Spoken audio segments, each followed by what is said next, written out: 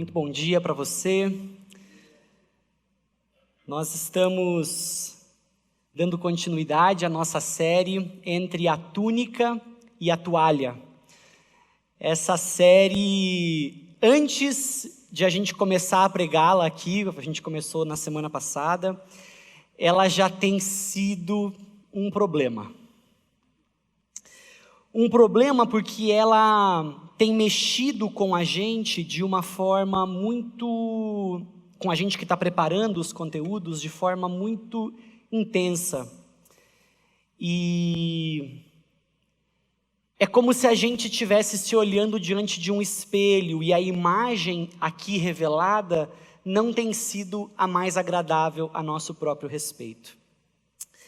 Essa série, você precisa lembrar, ela está dentro do nosso tema maior desse ano, para servir.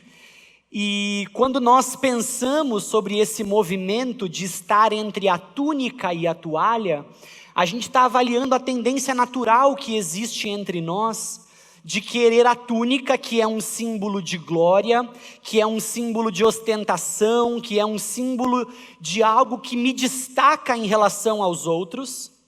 E a toalha, que é um símbolo de serviço, que é um símbolo que me obriga a me abaixar para poder servir a pessoa.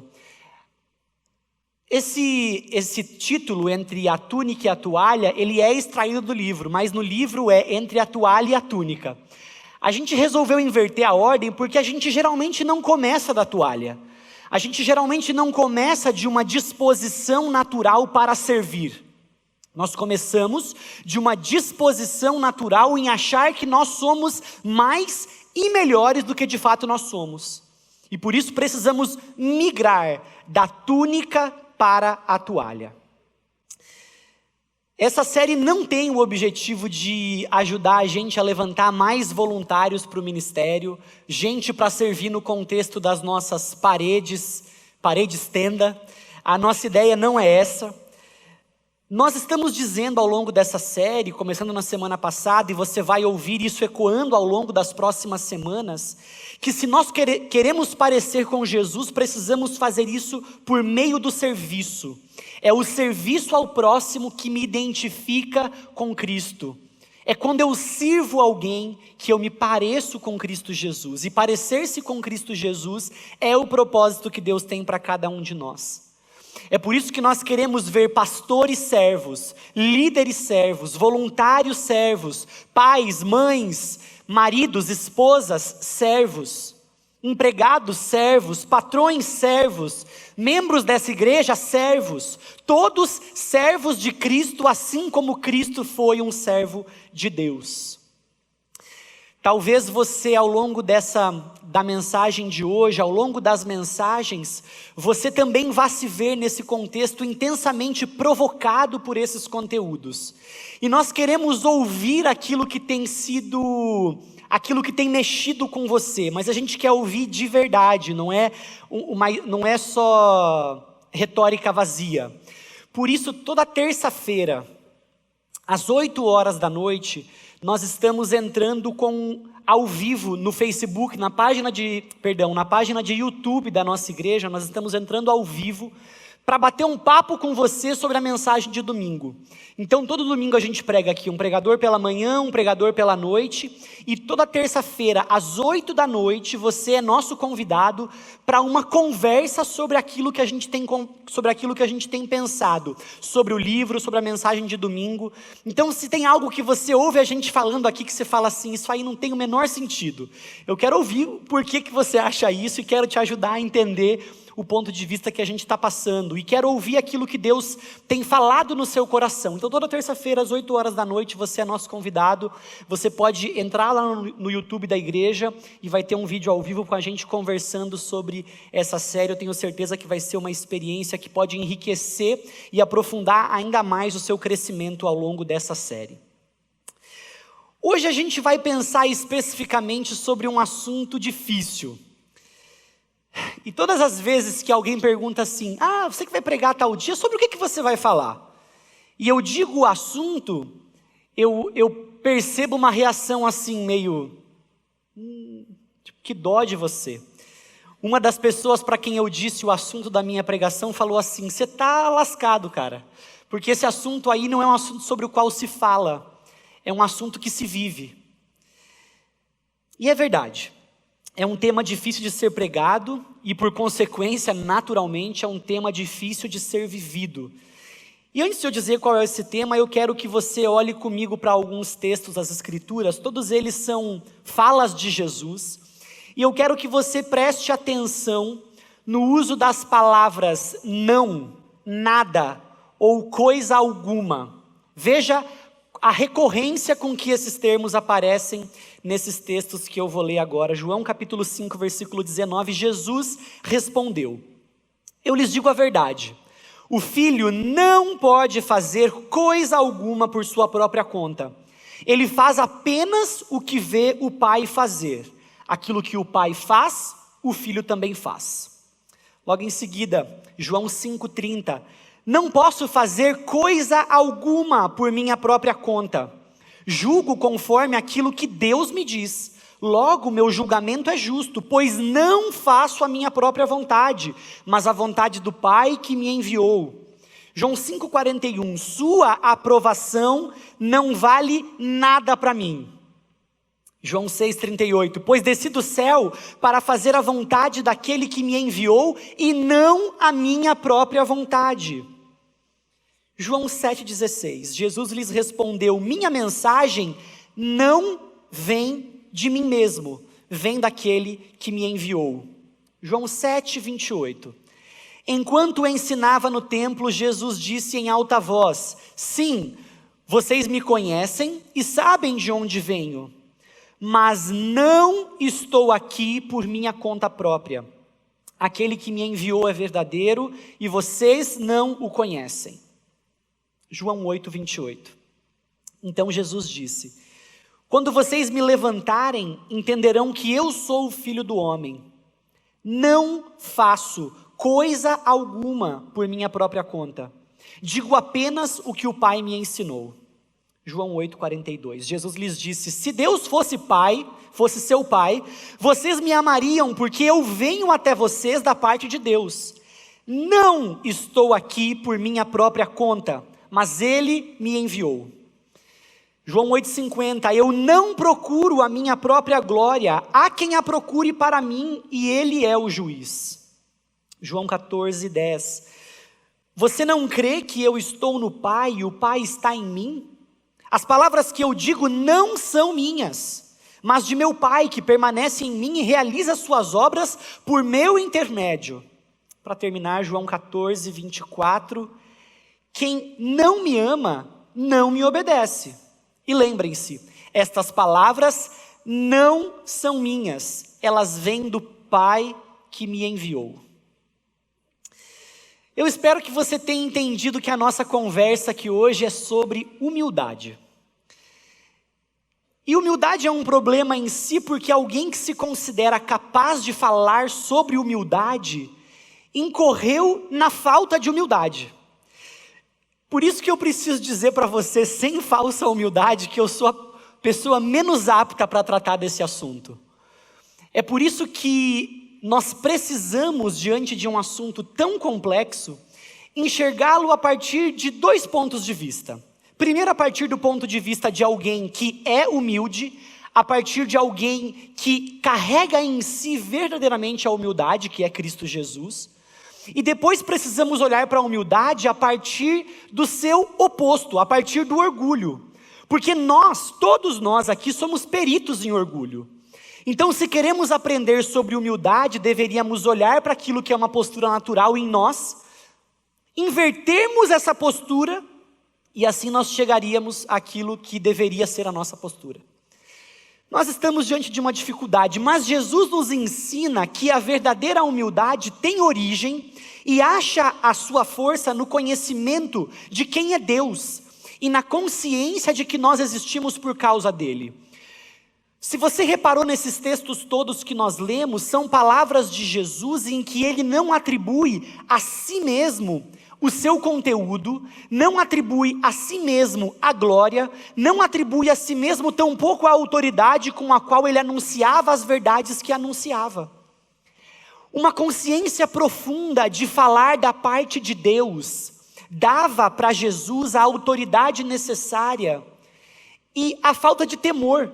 Ele podia falar o que tinha que falar sem medo de ser julgado, sem medo de ser censurado, porque ele sabia da parte de quem ele falava. Esse senso de missão, de ser alguém que fala da parte de Deus, de ser enviado por Deus, era uma característica segura na vida de Jesus. Então perceba que a humildade, ela não era apenas um sentimento temporário despertado em Jesus, só quando ele se relacionava com Deus. Porque é fácil ser humilde quando a gente está diante de Deus. Porque a gente não é bobo. Quando a gente se depara com alguém maior do que a gente, quando a gente se depara com alguém mais importante do que a gente meio que consegue entender o nosso lugar e fica bem quietinho assim, né? O problema é quando a gente se depara com gente que, na nossa opinião, é menor do que a gente, é menos importante do que nós. Mas na postura de Jesus, ele não adota essa perspectiva, esse sentimento e disposição interior de humildade somente em relação a Deus. Por considerar-se nessa posição em relação a Deus, é que ele faz isso também em relação aos homens a quem ele veio servir. Porque ele era tão humilde em relação a Deus, ele também podia ser humilde em relação aos homens. Homens que eram, por definição, menores do que ele. Mas por considerar-se humilde em relação a Deus, ele podia considerar-se humilde também em relação aos homens. Jesus era um servo de Deus para os homens que Deus fez e amou. Como consequência natural, ele se considerou um servo de todos os homens, a quem Deus quis servir. Tem um grupo de adolescentes aqui da nossa igreja, eles se dividem meio que por castas, assim, por nichos, né? E desses grupos, eles deram o nome de TCC. É uma sigla, se você quiser, procure um deles e pergunte o que significa. E é muito interessante porque eles se referem uns aos outros como humilde. Ele chega assim, e aí humilde, beleza?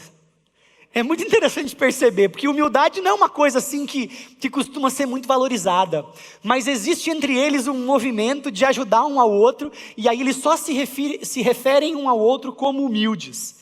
A gente pode começar a fazer isso e tentar ajudar um ao outro também, né? E aí, humilde, tudo bem?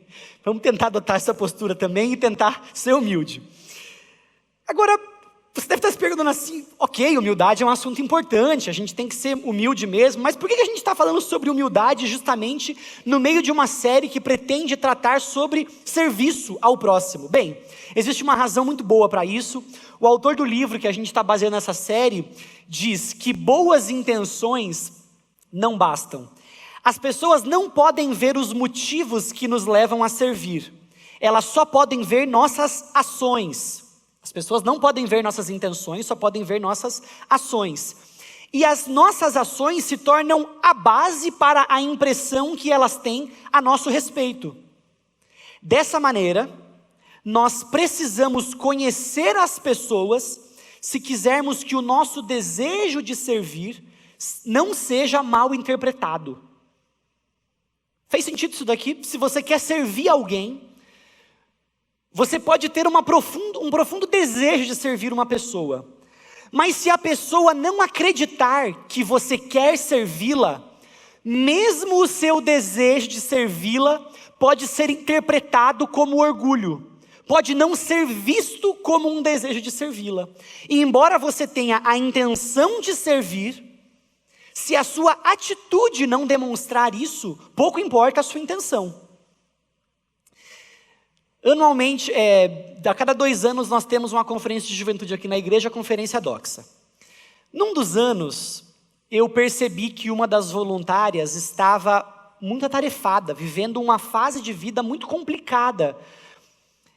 E eu tomei a iniciativa de não pedir que ela viesse servir conosco na conferência. Na minha cabeça, eu estava tentando poupar a pessoa de uma atividade muito grande, porque a gente rala para fazer a conferência, é trabalho mesmo. E eu, na minha mente, pensei assim, eu não vou pedir para essa pessoa, eu vou poupá-la para que ela consiga dedicar tempo para essas demandas que ela tem nesse momento de vida dela.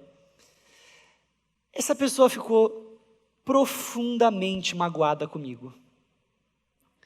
Eu tive que pedir perdão, tive que me retratar, tive que tentar me explicar e tentar explicar as minhas intenções. Mas ela não tinha acesso às minhas intenções, ela só tinha acesso à minha atitude.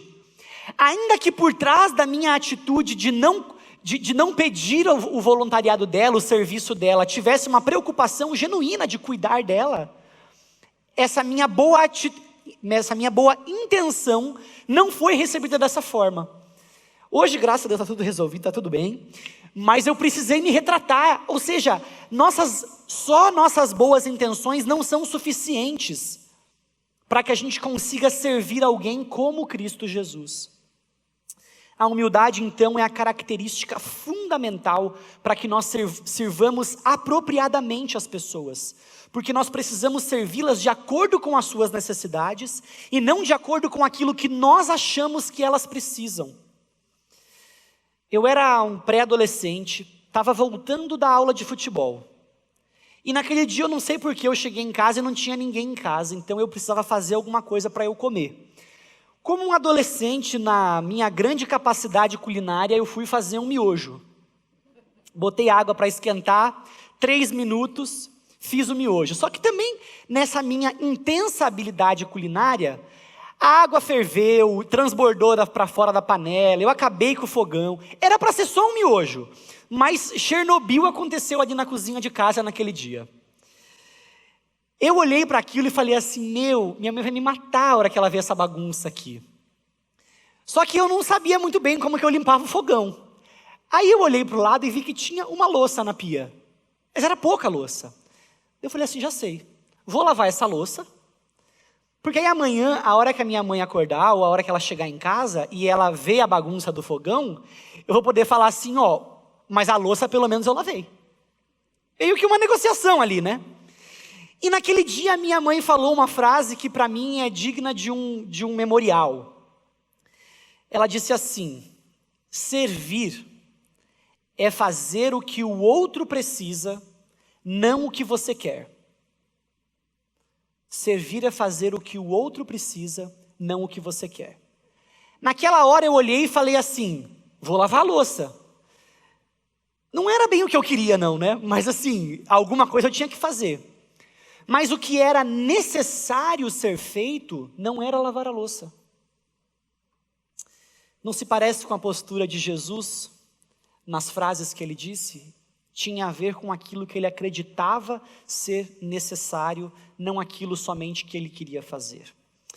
Eu quero convidar você a olhar para 3 histórias agora nas Escrituras que aparentemente são 3 histórias diferentes, mas na verdade são a mesma história. Ela está narrada em Lucas capítulo 14, nós vamos ler agora os versículos de 7 até 14. O mestre diz assim, é dito assim sobre o mestre. Quando Jesus observou que os convidados para o jantar procuravam ocupar os lugares de honra à mesa, deu-lhes este conselho. Jesus estava numa festa e a galera queria pegar os lugares que apareciam mais. Aí Jesus, bonzinho que só ele, vou dar um conselho para essa galera. Quando você for convidado para um banquete de casamento, não ocupe o lugar de honra. E se chegar algum convidado mais importante que você, o anfitrião virá e dirá, dê o seu lugar a esta pessoa, e você, envergonhado, terá que sentar-se no último lugar da mesa. Em vez disso, ocupe o lugar menos importante à mesa. Assim, quando o anfitrião o vir, dirá, amigo, temos um lugar melhor para você. Então você será honrado diante de todos os convidados, pois os que se exaltam serão humilhados, e os que se humilham serão exaltados. Então Jesus se voltou para o anfitrião e disse, quando oferecer um banquete ou jantar, não convide amigos, irmãos, parentes e vizinhos ricos. Eles poderão retribuir o convite, e essa será a sua única recompensa. Em vez disso, convide os pobres, os aleijados, os mancos e os cegos. Assim, na ressurreição dos justos, você será recompensado por ter convidado aqueles que não podiam lhe retribuir. Jesus olha em volta e ele é convidado para um banquete, e nesse banquete tinha um grupo que Jesus mesmo já tinha definido como raça de víboras. Era um banquete daqueles em que você chega e fala assim: o que eu estou fazendo aqui?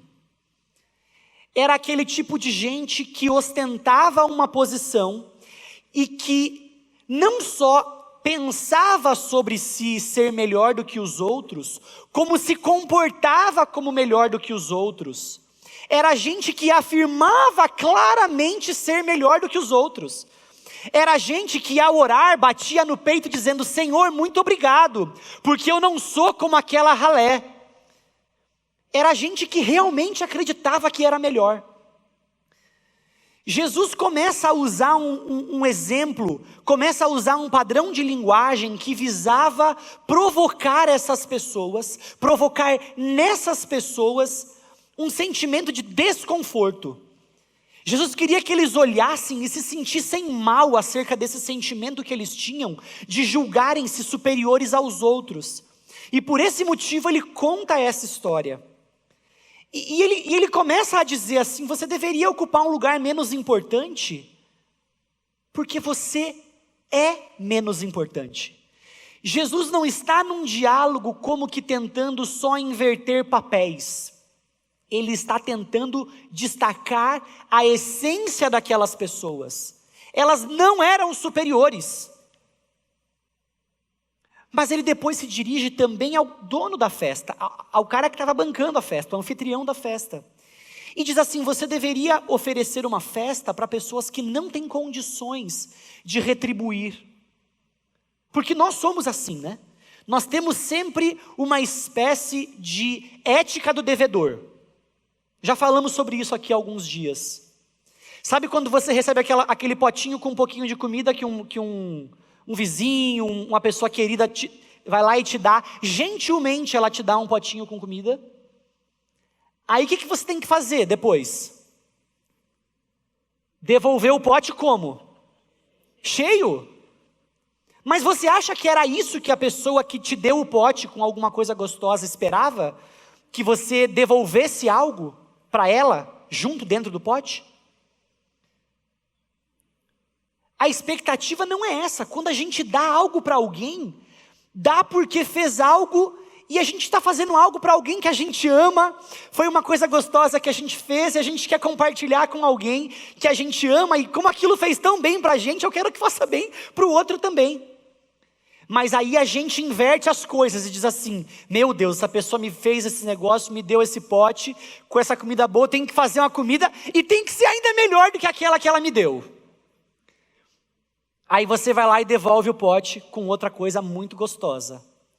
Aí a outra pessoa de repente fala assim: meu Deus, essa comida que ela me fez aqui, ó, é muito melhor do que aquela que eu dei para ela. Vou ter que fazer uma melhor ainda.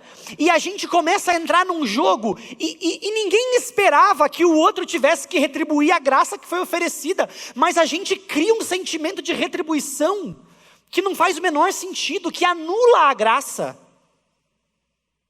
Quando você for servir, tente fazer isso com gente que não pode retribuir aquilo que você vai fazer. E quando você receber o serviço de alguém, você não precisa retribuir. Seja grato. Porque se você tentar pagar aquilo que foi oferecido, aquela expressão de graça, aquilo já não é mais graça. Aquilo se torna um direito seu. Você deveria usufruir, se deleitar nessa graça em vez de tentar pagar por ela. Mas Jesus continua essa história a partir do versículo 15.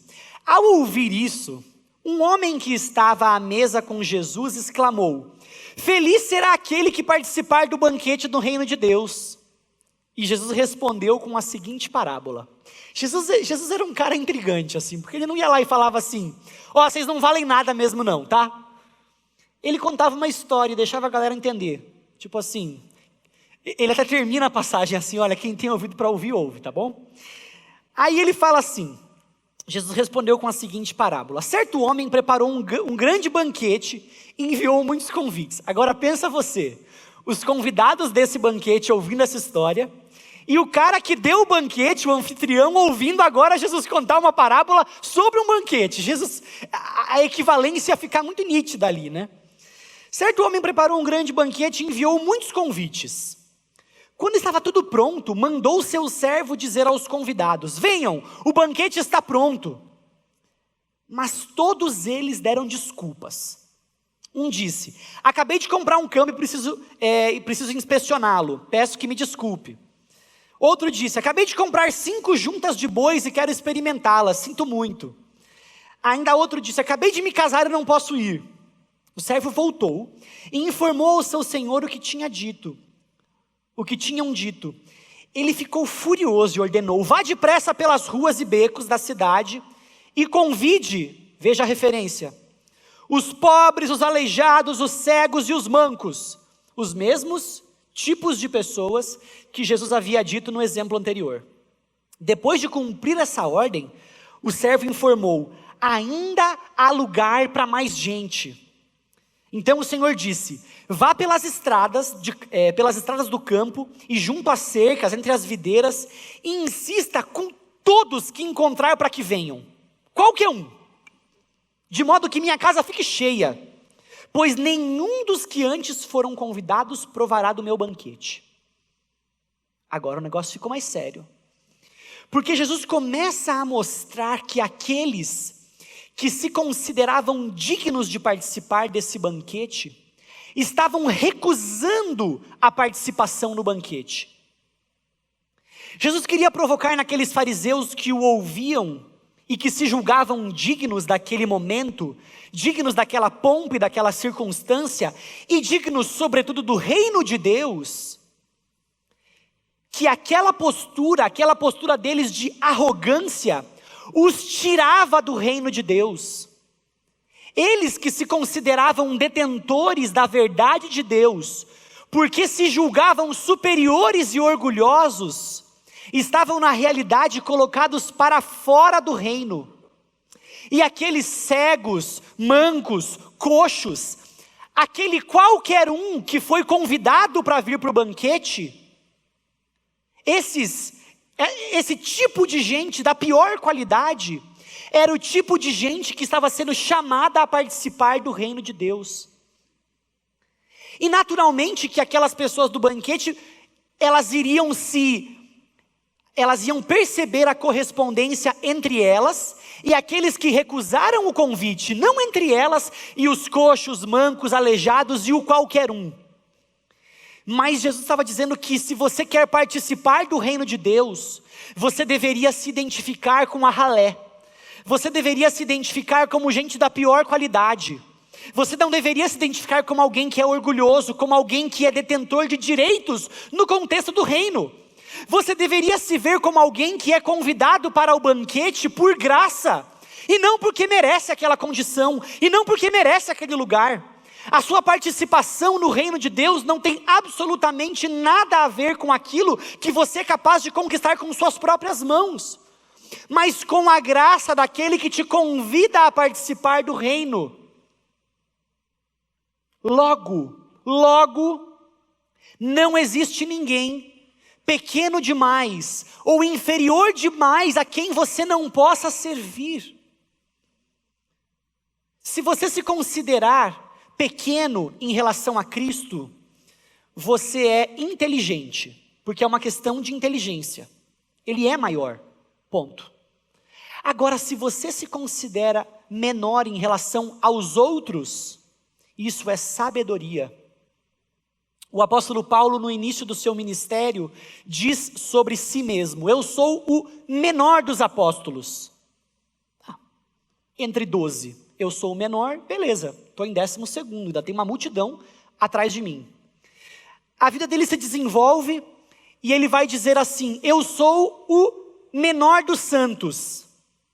Bom, ele caiu da 12ª posição para o menor entre todos os crentes.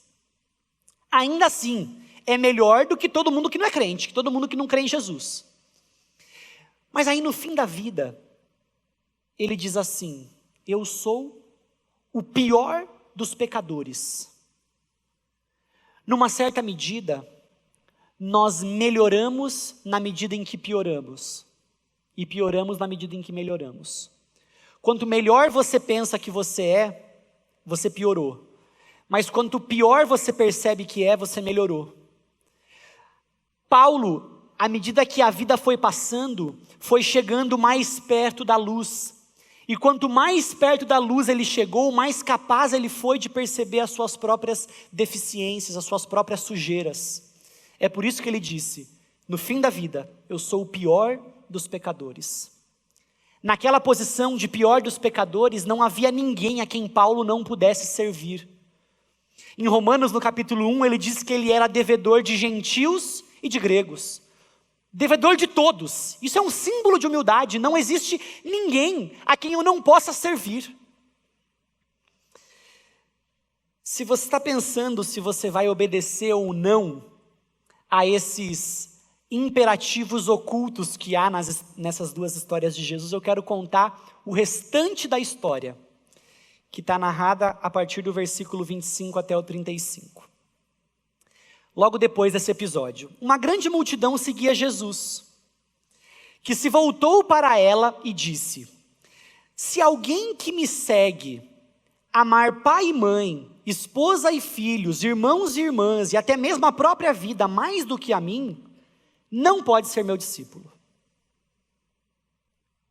E se não tomar sua cruz e me seguir, não pode ser meu discípulo. Quem começa a construir uma torre sem antes calcular o custo e ver se possui dinheiro suficiente para terminá-la? Quem que faz isso? Pois se completar apenas os alicerces e ficar sem dinheiro, todos rirão dele dizendo, esse aí começou a construir, mas não conseguiu terminar. Ou que rei iria à guerra sem antes avaliar se seu exército de 10.000 poderia derrotar os 20.000 que vêm contra ele? E se concluir que não, o rei enviará uma delegação para negociar um acordo de paz enquanto o inimigo está longe. Da mesma forma, ninguém pode se tornar meu discípulo sem abrir mão de tudo que possui. O sal é bom para temperar, mas se perder o sabor, como torná-lo salgado outra vez? O sal sem sabor não serve nem para o solo, nem para adubo, é jogado fora. Quem é capaz de ouvir, ouça com atenção. Logo depois dessa história, Jesus começa a falar sobre o custo de discipulado, sobre o custo de segui-lo. Ou seja, se você vai andar com Jesus, não existe opção para você. O orgulho não é um dos caminhos possíveis. A humildade não é uma alternativa. A humildade é a única alternativa. A minha conclusão, então, é o título dessa mensagem. Você precisa viver isso só se quiser seguir Jesus. Mas se você não quiser seguir Jesus, sem problema. Pode continuar com a sua postura arrogante, pode continuar com a sua postura altiva.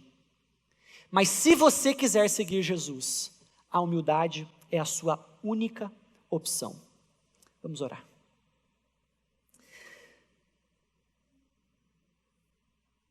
Cristo Jesus, se o Senhor não nos habilitar a isso, nós não conseguimos por nossas próprias forças. E é por isso que nos rendemos a Ti, nos colocamos diante de Ti, na convicção de que o Teu poder nos habilita a isso. Por isso nos rendemos diante de Ti, clamando, capacita-nos, capacita-nos, é nossa oração. Amém e amém. Que Deus abençoe a sua vida.